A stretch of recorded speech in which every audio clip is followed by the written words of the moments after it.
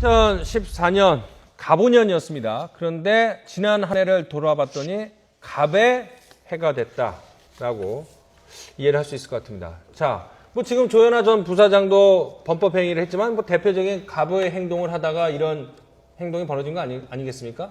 그래서 올해 되돌아보면 이런 갑의 행포가 참 두드려졌던 해였던 것 같아요. 뭐 어떻게 보십니까? 근데 뭐 올해뿐만이 아니고요. 네, 계속해서 그렇죠? 있었죠. 네. 특히 작년 같은 경우에도 뭐 남양유업 사태도 있었고 그렇죠. 말이죠. 네. 뭐 이정구 앵커님이 특종상을 받았다고 네. 하는 또 라면 상무도 작년에 있었지 않습니까? 그런 것들이 어제 오늘이 아니고 쭉 있어져 왔는데 올해 아마 이게 더 사회적 문제가 됐을 거는 뭐 땅콩향 논란도 있었겠지만 네.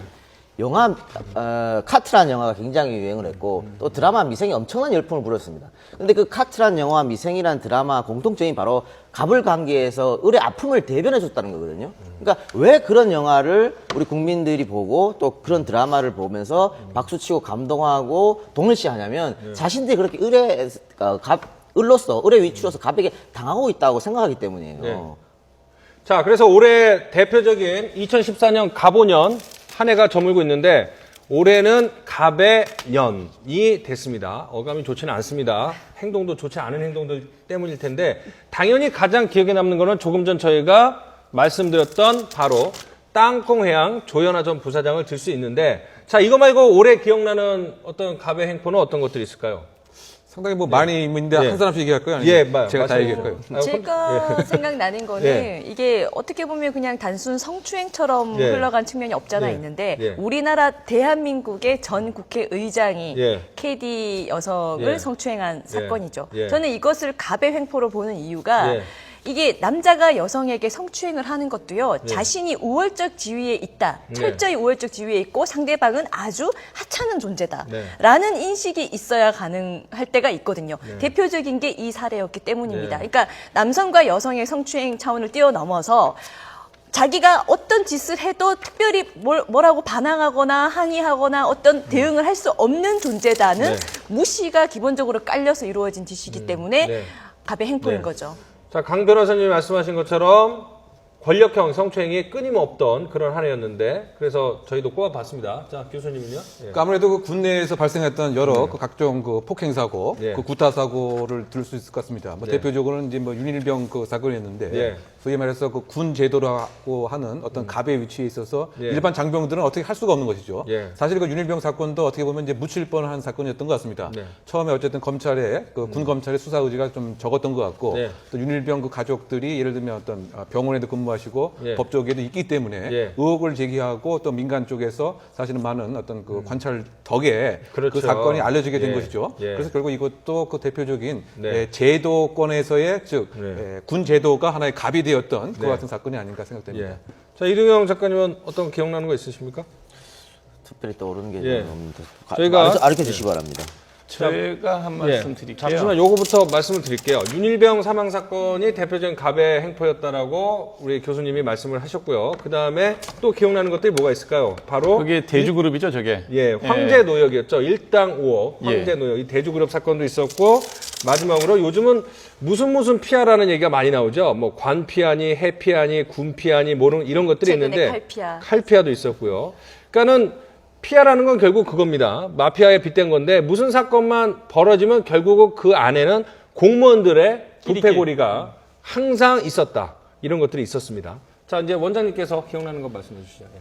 지금 대주그룹의 그 5억 일당 사건이라는 게 결국은 뭐냐면 한 지역에 고정된 판사, 그러니까 판사 인사이동이 너무 잦다가 보니까 향판이라 그래서 한 지역에만 머무르는 그런 판사 제도를 만든 건데 사실 굉장히 잘 운영되는 제도라고 그러더라고요. 법조계 있는 친구들 얘기 들어보면 인사이동이 없이 한 지역에 쭉 있다가 보니까 이 지역사회 분위기를 잘 알고 그에 따라서 아주 합리적인 판결을 많이 하는 아주 좋은 제도로 자리 잡고 있었는데 일부 이런 광주 지역에서 향판이 벌금 200 몇십억이었던가요? 254억의 벌금을 일당 5억으로 퉁쳐주려는 이런 정말 말도 안 되는 그 갑의 행포가 있었죠. 그러니까 온갖 피아들 그리고 온갖 부정 비리 이런 오너 일갈들의 갑의 행포 이런 것들을 막을 수 있는 최후의 보루가 우리 사법부잖아요. 네. 검찰과 법원인데 네.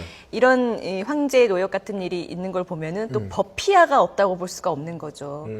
그러니까 법을 다루는 사람들도 사람이다 보니까 자신의 어떤 입신, 양명, 출세 이런 것 때문에 인권의 최후의 보루라는 자신의 책무를 잊어버리고 유혹에 빠지고 그런 일이 있을 수 있었던 이제 대표적인 사례인 것 자, 같아요.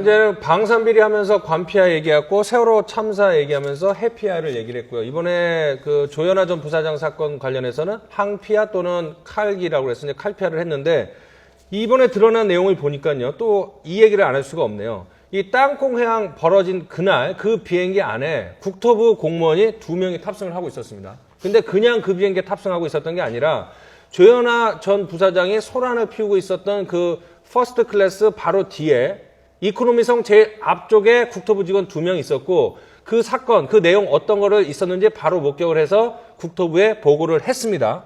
그런데도 국토부는 승객들의 신원을 알 수 없어서 제보를 기다린다. 제보가 없어서 제대로 파악을 못하고 있다라고 떠넘겼는데 결국 이런 일이 있었던 겁니다. 그렇기 때문에 항피아, 칼피아 얘기가 나올 수밖에 없는 거고 유착 의혹은 여전히 끊이질 않고 있는데 이상하지 않습니까? 그 사건을 분명히 국토부 직원이 목격을 했는데도 승객들의 제보가 없어서 조사를 못하고 있다는 그러니까 이게 보고는 이제 이미 했는데 그게 제일 문제가 되는 게 뭐냐면 사람이 자기 자리에 가서 자기 이름값을 못 한다는 거예요. 그러니까 자기가 어떤 이름이 있으면 정명해야 됩니다. 자기 이름에 맞는 값을 해야 되는데 칼에 일을 했다. 일을 하다가도 뭐 국토부에 갈 수 있습니다. 네. 칼에 일할 때는 사적 조직에서 조직의 이익을 위해서 일을 했다면 네. 국토부로 갔으면 공무원으로답게 네. 공공의 이익을 위해서 일을 해야 되는데 네. 왜 딴짓을 하는지 난 정말 이해를 할 수 없어요. 그런 사람이 왜 공직에 왜 갑니까? 네. 계속 회사에 남아서 돈을 벌지. 그러니까 우리가요 어떤 누군가에 의해서 뭐 공무원이 되거나 뭐 이미 이제 그 선출직도 물론 있지만 이제 뭐 대통령에 의해서 임명되는 사람직도 많고 그런데 네. 그 임명이 됐을 때 네.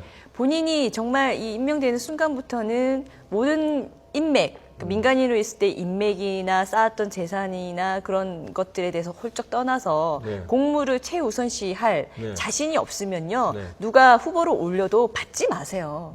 그게 맞다고 보거든요. 네. 그 정도 자세 없이는 그냥 받지 말고 그 자리는 내 자리가 아니다 하고 더 잘 수행할 수 있는 사람이 그 자리 가게 만들어야지 뭔가 추천이 들어오고 뭐 이 자리 한 자리 해보면 어떠냐라고 하면 덥석덥석 받아가지고 그 자리 가서 민간인의 마인드 그대로를 가지고 네. 공무를 수행하면 뭐 돈 몇 푼 받고 뭐 몇백만 원, 몇천만 원 받고 누구 편히 봐주고 이 사람들 부탁하면 청탁 들어주고 하는 것에 너무나 자유롭게 생각하고 있는 상태대로 공무를 수행하면 이런 엉망진창인 일들이 생기는 거죠. 자, 이번에 그 갑의 횡포 올해 화두라고 볼 수가 있었는데 사실 지난해도 갑의 횡포 을의 눈물이 화두였거든요. 근데 결국 갑의 횡포가 근절이 되지 않고 있는데 이걸 보면서 함 원장님은 뭐 특별히 하고 싶은 말씀이 있으십니까?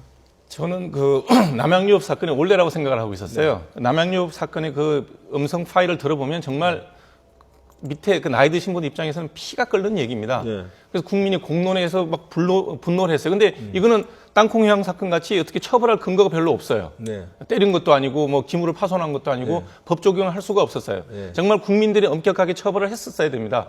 비슷한 사례가 일본에서 있었습니다. 예. 일본에서 2013년인가요?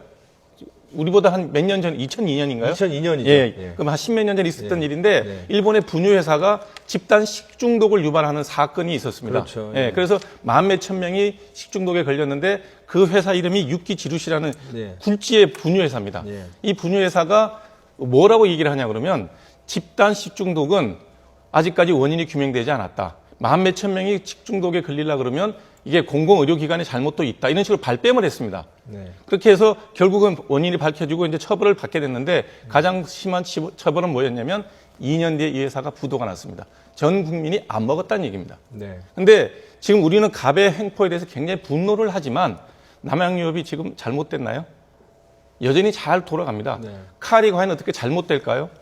제가 볼 때는 크게 잘못될 일이 없다고 봅니다. 주가도 오르고 있다 그러더라고요. 네. 이런 식이 되면 일순간의 분노라는 거는 결코 해법이 되지 않는다는 거죠. 정말 우리 국민들이 분노한다 그러면 좀 더 길게 따라가면서 그에 대한 예. 응징이 필요하다고 생각을 합니다. 그 말씀하신 것처럼 일본 유키지루시 분유 사건이 2000년도에 일어났는데 사건 발생 2년 만에 2002년에 결국 그 분유업체는 문을 닫았습니다. 국민이 결국은 심판을 한 건데 법의 심판도 필요하지만 국민의 심판도 필요하고 우리가 이제 흔히 냄비 여론이라는 얘기를 많이 하는데 철두철미하게 심판할 것은 심판을 해야지 갑이 더 이상 국민이 두려워서 을이 무서워서 횡포를 부리지 않는 시대가 되지 않을까 이렇게 생각이 됩니다. 자, 이 순서는 여기서 정리하고 저희는 갑의 횡포, 을의 눈물 이런 것들이 있는데요. 그래서 앞으로 좀 대책이 좀 강력한 대책이 좀 필요하지 않을까 싶어요. 우리가 온갖 갑의 행포들을 막을 수 있는 것이 물론 사법부도 있지만요. 국회의 역할이 굉장히 큽니다. 근데 우리가 국피하라는 말을 또 만들 수 있을 정도로 국회 안에서 국회의원들 자기들 특권 안 내려놓거든요. 갑의 행포 하면서 자기들 특권 안 내려놓고 최근에 문희상 비대위원장은 대한항공 조양호 회장에게 천함의 청탁을 부탁하고 이런 일들이 계속 반복되니 제도적으로 되기가 참 어려운 거죠. 정치권에서 생각을 못 하고 있는 거예요. 지금 갑을 문제가 계속 발생하면서 정치권에서 관심을 갖고 이 문제 해결하려고 그랬었거든요. 그래도 제일 먼저 하자는 얘기가 계약서에 갑을 없애자 그랬어요. 갑을 용어 없앤다고 갑을 관계가 없어집니까? 그러니까 생각 자체를 지금 잘못하고 있는 건데 우리가 이 지금 아까 함 선생도 많이 얘기했지만 어떻게 지금 고칠 것인가 하고 근본적인 문제를 생각하게 되거든요. 법도 변호사니까 법 얘기하셨고 근데 결국은 전문가들한테 물어보면 원인이 뭐가 있냐고 물어보면 유교식 문화에 의한 상하관계, 그다음에 획일적이고 또 경쟁하는 교육 그런 교육이 문제고 또 출세 지향주의 또 잘못된 관료주의 이런 걸 많이 지적하거든요. 우리가 아까 무슨 피하 그랬는데 그 다 잘못된 관료주의에서 나오는데 이 중에서 고칠 수 있는 것은 제일 먼저 고칠 수 있는 것은 관료주의입니다. 그러니까 나머지는 교육과 성찰과 오랜 시간 동안 노동과 힘을 들여서 고쳐야 되는 거지만 이 관료주의는 법대로, 규정대로, 매뉴얼대로, 시스템대로만 고쳐지거든요. 그러니까 우리가 가장 먼저 고칠 수 있는 것을 먼저 해서 그 다음 거는 천천히 시간을 들여서 공을 들여서 고쳐 나가야 되지 않을까 생각합니다. 예, 특히 이제 그 관피아의 그 문제 자체는 우리가 그 제도적인 지금 보완이 상당히 시급한 것 같아요. 소위 그 김영란법을 통해서 지금 해결하려고 하는데 국회 입장에서도 사실 그것이 본인에게 혹시 불이익이 돼서 그런 건가요? 아직 뭐 법처리를 안 하고 있는데